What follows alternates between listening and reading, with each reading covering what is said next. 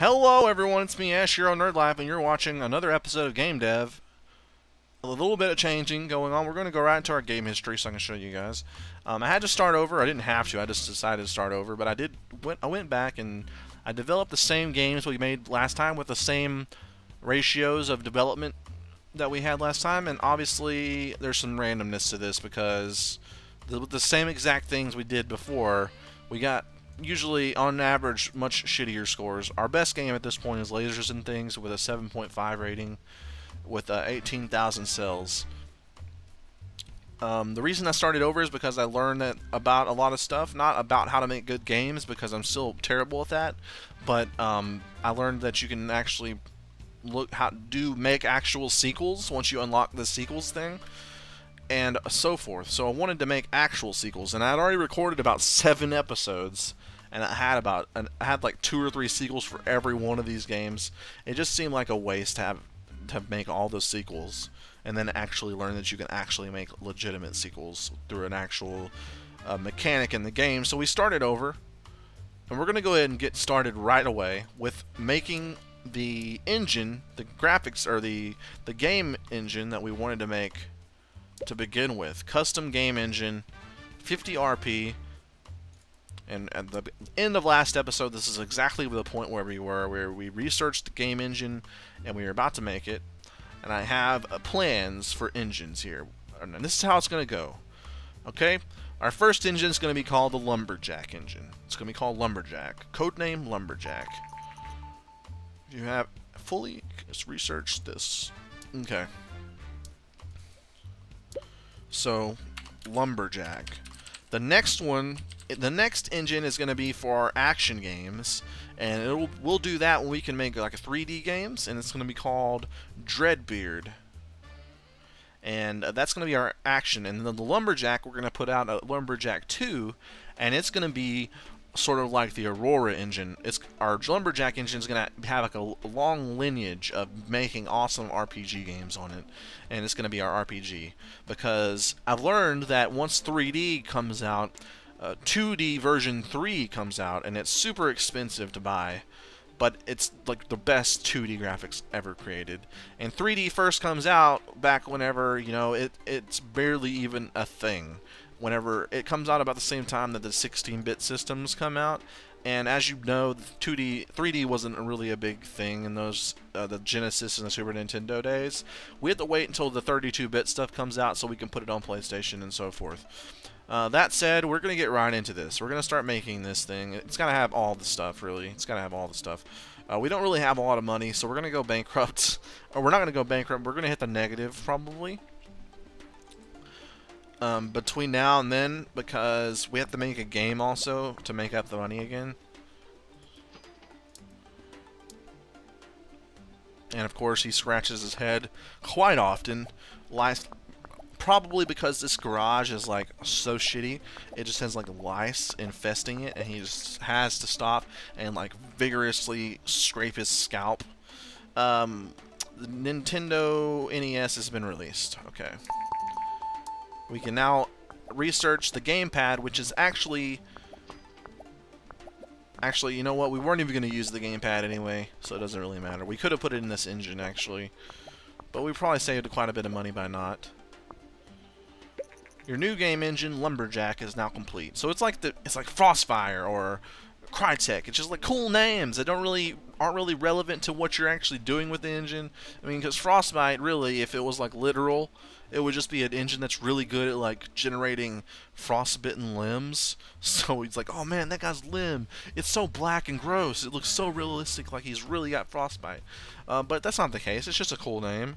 Lumberjack is now complete. Next one in the line will be down the road quite a bit, but it'll be the Dreadbeard engine, and then we'll go and make the Lumberjack 2. Let's do it. Let's start making a game right away before we lose any money. Develop a new game. Pick a topic. Space. I'm gonna go with the space sim here. PC. Lumberjack. Okay. Ooh, what are we gonna call it? What are we gonna call this thing? Oh, I've got the perfect name for this. I ship my pants. if you haven't seen that commercial, then not only are you dead inside until you see it, then you'll be alive inside. But if you haven't seen it, then you haven't seen the only thing that Kmart's ever done right in like the last decade and a half. So I shit my pants. It's about like a cargo. It's like a smuggler. You're like a smuggler in this space sim, and you're smuggling pants, which is like this rare commodity in this time and period, whenever pants are like illegal, and you're smuggling pants across all these different planes of space and so forth. It's pretty badass. Let me just say, I shit my pants. It's pretty badass. Let me just hit the next button now. 2D graphics version 2, because why have it if you're not going to use it, right? Start development. Alright, so let's get right on this. Alright, we need save game, but not linear story. No need in a linear story here. Right there, gameplay, way up. Engine, a little bit up. Let's be honest, if the story is about illegal pants smuggling, then the story is clearly pretty low. The slider doesn't have to be very high to accomplish that. Alright, we're going to put this down, level design up a little, artificial intelligence up a lot, and then level design. We'll cascade it a little bit less. Alright, let's see how this goes, guys. We have Redheaded Ash working long hours on the next big game from Beardfire Studios. We're going to hit mono sound. We're going to pump up the sound a little bit. Pump down the graphics a little bit. Leave the world design up there, though. I like it. You know what? I really want to try just like maxing out everything and having it all right down the middle on one of the games. Just to see how it works. Probably wouldn't work very well. I'm not getting any free points after making all of those bugs disappear, but it's all good. Your bank account is in the red. Yes, I realize that, but we're about to get some big bucks here. Made new records on both design and technology. Ash is becoming more and more of a prodigy as we get better and better at making really bad games. Alright, release the game. Alright. Alright, come on, guys. Let's see how the reviews are doing here. 8. Okay, good. That's not bad. Not bad. Let's get all 8s here. If we can get all 8s at least, then I'm thinking this is a moderate. Oh, this is gonna be low. 7. Fucking game hero. Take him out. Taking my self-esteem down to 0. 8. Okay, that's not bad actually. That might be the highest rated game we've made so far. So let's get some money. Let's get this money. Come on, first week. Okay, we're in the green. We don't have to worry about the bank, actually. I thought we were going to hit red and have to take a loan out and then owe the bank, but we're not going to have to do that. Look at that week. That week went way up past this shitty week. Alright, so we're at 25, almost 25,000 here. Let's see what our 18, I think 18 grand, yeah. So we're clearly doing much better than our previous game, and it's a little bit higher. It's about a quarter point higher than our other rated game. So this is a moderate success. I Shit My Pants is really a moderate success. I'm proud of this game. It's a holdover game for sure. It's just a game to get us to the next big game. We're not going to be making a sequel of I Shit My Pants, let's be honest. I Shit My Pants 2, let's get real about that. Just not in the cards for us, guys. It sold almost 30,000 copies and made $206,000. So we're back in the green, and that's all that matters. After it was basically a game made to really make up the money we spent on the Lumberjack engine, which is going to be making us a lot of money in the long run. So it's a good thing. It's a really good thing here. Okay, so let's research a new topic. Rhythm, really? How much you give us a worse topic to use? We're going to do it. I don't even care. We're just going to do it here. Rhythm. Let's fucking do it. Sales numbers have exceeded expectations so far on the NES, so we all knew that was going to happen. This guy loves the games, and he thinks the controller is much more fun than the keyboard. He will think that until first-person shooters come out, and then he's going to try to convince himself that console shooters are just as skilled as PC shooters, and I'm gonna laugh in his face, and then I'm gonna stab his mom in the stomach with. I don't really know why that got so violent so quickly, but it happened. Okay, it's over with now. Oh God! All right, so we've got our new topic, and we're just gonna dive right into it and make a rhythm game. We're just gonna dive right into it and hit RPG. It's gonna be a rhythm RPG game. Alright, it's going to be the rhythm role-playing game to end all rhythm role-playing games. It's going to be powered by the now famed Lumberjack engine. Oh god, this is going to be a really fun one to make, I think, guys. It's going to be so much fun. It's probably going to make like $5 or $6 total, but it's going to be a lot of fun to make, so that's all that matters. I think I've got it, though. Oh, wait. Oh, shit. I've got it, guys. Break... Dance. Wait. No. Break, dance, saga. Oh, wait, no. Breakin' to the game. And if you guys don't know what Breakin' 2 is, look it up on YouTube. Just have a gander. And when you're done shitting your pants and then cleaning yourself off after having like a subsequent cleaning of butt after said shitting of pants, then you can fully appreciate what I've just created in Breakin' 2 the game. Next. Okay. Oh my god. You guys, it's going to be going over everybody's head because it was a movie in the 80s that nobody watched, and people only watch now to be ironic. It's the best ever, though. You have to watch at least the clips on YouTube of Breakin' or Breakin' 2, which actually the full title of Breakin' 2 is called Breakin' 2 Electric Boogaloo. I'm not shitting you, that's exactly what it's called. Start development. Breakin' 2 the game. Oh, I cannot believe this is happening. We've got the license to the Breakin' 2 title franchise. We can make the game version of the movie. Oh yeah, this is the best. Linear story for sure. Stories and quests, obviously. Gameplay middle. Engine middle. I think we're going to put these even here. Oh yeah. Oh shit yeah. Come on. Come on. Alright. Dialogues up.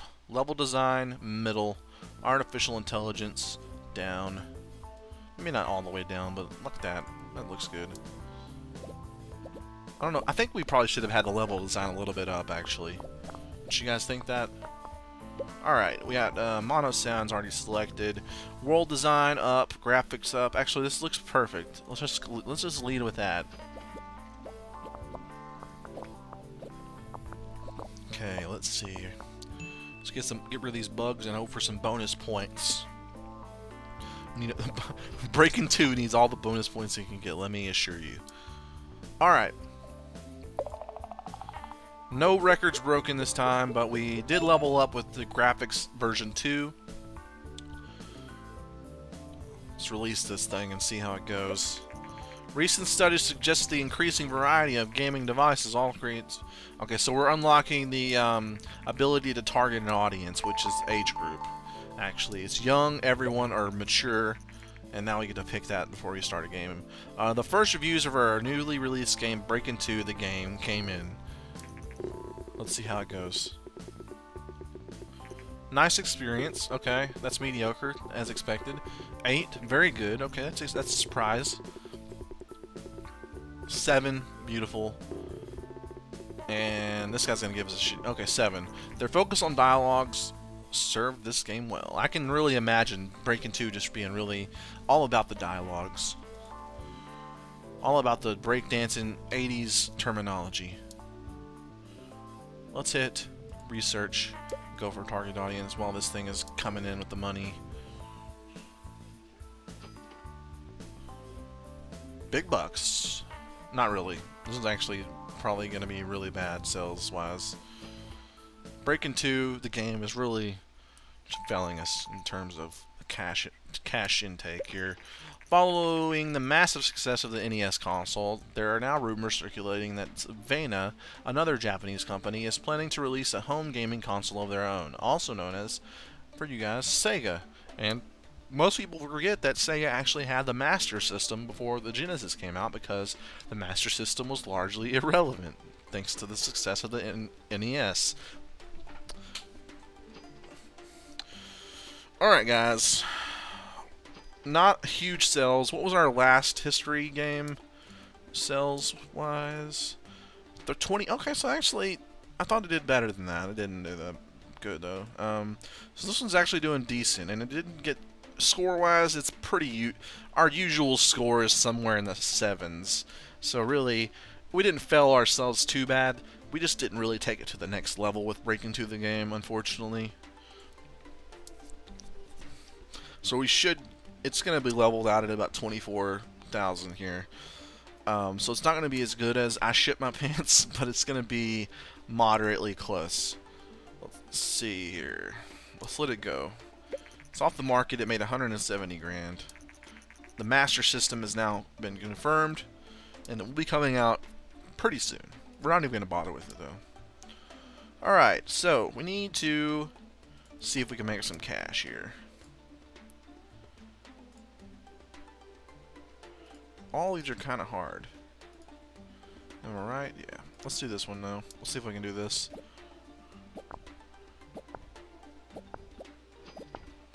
Come on, big five, big five. Boom, we got it. That was actually really uncomfortably close. Free 18 grand. That'll cover monthly expenses for a couple weeks. Jason here. I just got word from the client that we did a good job. So they're going to give us more contract work every 6 months or so, or 6 weeks. I don't really remember what he said. I ignored most of it. Let's see. Let's see what kind of topics we got. History.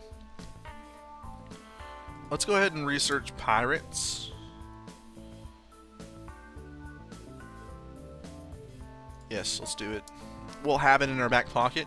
And you know what? I'm really thinking about making a pirate game. I really think that the world could use a pirate game of some sort. Maybe a pirate simulator, like walk the plank sim or something like that, or maybe like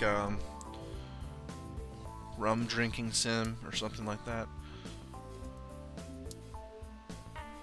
Now I want to research gamepads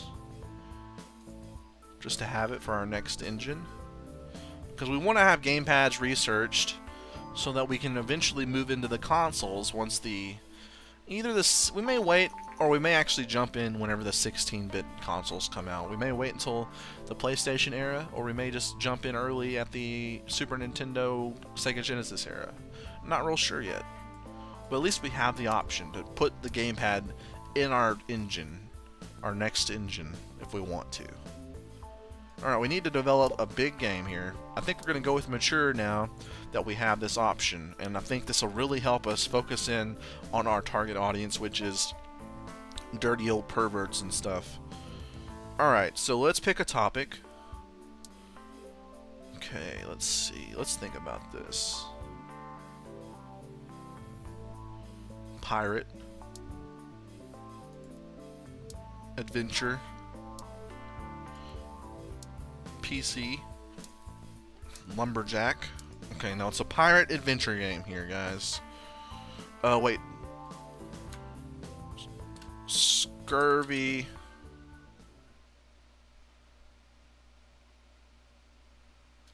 Adventures. Man, this is hard. This is hard. Okay, let's really think about this. Okay, it's a pirate. Okay, a dread pirate. Cheesebeard. Oh, you son of a bitch. Dread pirate. Pirates.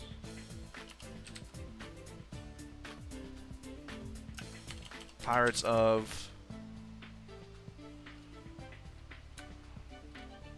Damn, what's a good place to be pirates of?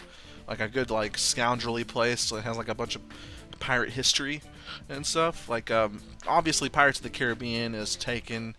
We don't really copyright infringe in the future, even though they would technically be infringing on our copyrights because our game came way before their movie did. But Pirates of Alaska. Pirates of Alaska. Obviously, Alaska is known for its pirates, its ice pirates. You can't really, like, all the water is frozen, so all they really ever did was, like, wreck their ships into, like, icebergs and stuff, but it still doesn't mean that they're not famous for pirates there. Yes. No, actually, I've got a perfect name for it. I don't know why this didn't come to me earlier. Bootylicious is obviously what pirates are all about. Booty, treasure, and so forth. And Bootylicious just really, it fits the pirate way of life. I don't understand why they didn't just come right to me immediately. Start development on Bootylicious, the pirate adventure game. Okay, the Sega Master System is now out.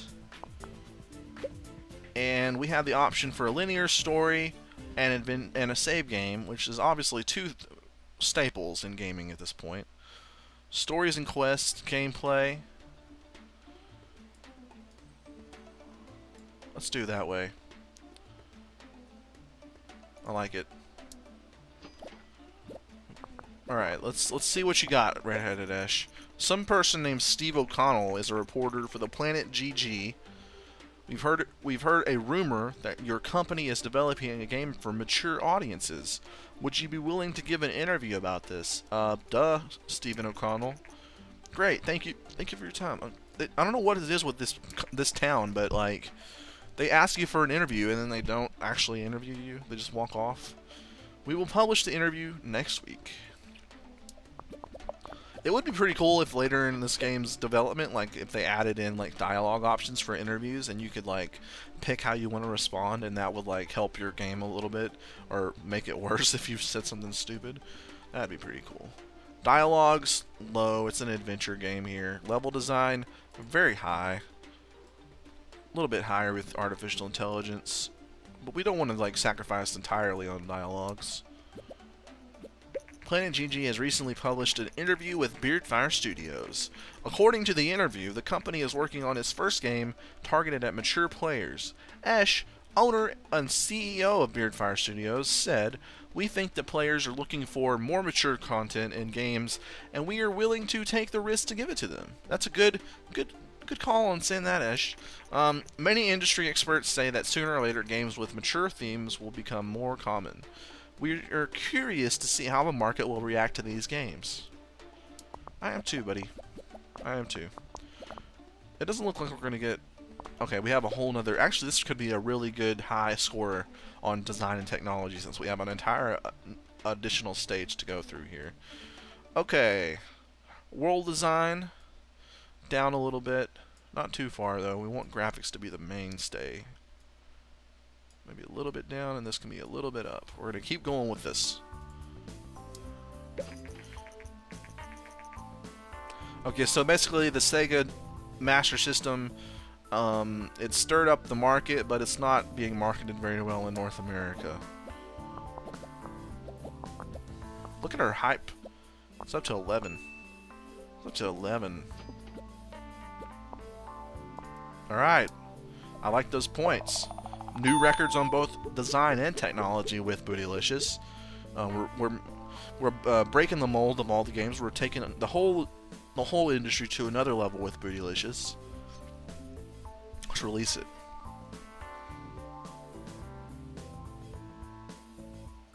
The first reviews for our newly released game, Bootylicious, came in. Alright. Come on, Bootylicious. Do me right. 8. Big 8s, okay.